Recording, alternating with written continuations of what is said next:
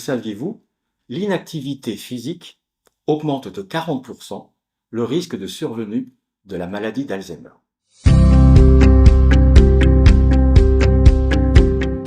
En effet, lorsqu'on bouge, on se déplace, on marche, on fait ses activités de la vie quotidienne, tout ceci favorise l'irrigation sanguine dans le cerveau, d'où une meilleure utilisation de l'oxygène par les cellules du cerveau, les neurones, et une meilleure consommation du sucre, qui est le carburant du cerveau. Ceci permet d'éviter, voire de retarder, l'apparition des lésions spécifiques de la maladie d'Alzheimer. Par ailleurs, il se produit un renforcement des connexions des neurones et même l'apparition de nouvelles connexions entre les neurones. Et ces connexions entre les neurones sont essentielles pour compenser les effets du vieillissement et retarder l'expression des signes de la maladie d'Alzheimer. Par ailleurs, lorsque l'on se déplace, il est important de pouvoir coordonner ses gestes et donc exécuter différentes tâches en même temps. C'est de la stimulation cognitive. Il existe des activités physiques qui se réalisent à plusieurs, et donc se rajoutent les interactions sociales qui constituent un facteur protecteur de la maladie d'Alzheimer. Or, une personne inactive est privée de l'ensemble de ces mécanismes protecteurs de la maladie d'Alzheimer.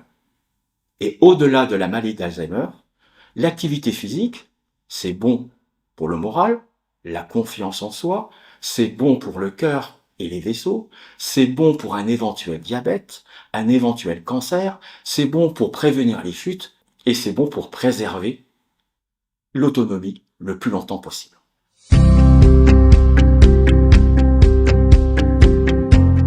Selon l'OMS, l'Organisation mondiale de la santé, être inactif, c'est faire insuffisamment des activités physiques d'intensité modérée à élevée.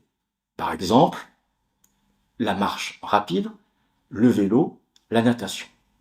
L'OMS recommande justement de pratiquer ces activités physiques à intensité modérée à élevée à raison de 30 minutes par jour, et ceci 5 fois par semaine.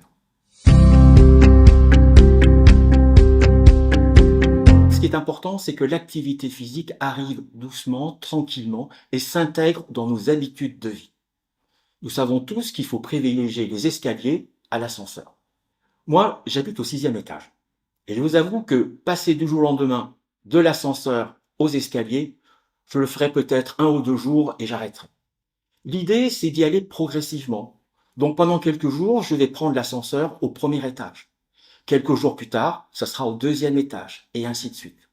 De même, il est important de marcher plus régulièrement, augmenter son périmètre de marche, mais ceci de manière régulière et de manière tranquille, et être de moins en moins dépendant des transports en commun et de l'automobile.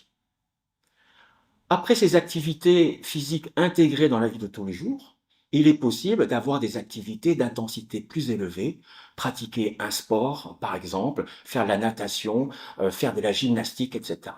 Peu importe l'activité, ce qui est important, c'est que cette activité physique vous plaise. Il faut choisir par goût et beaucoup moins par performance sportive, performance énergétique. Enfin, il y a des activités physiques qui se pratiquent à plusieurs et comme on dit, pratiquer avec des amis, c'est quand même plus sympa. Vous voyez, Alzheimer n'est pas une fatalité, changeons nos habitudes.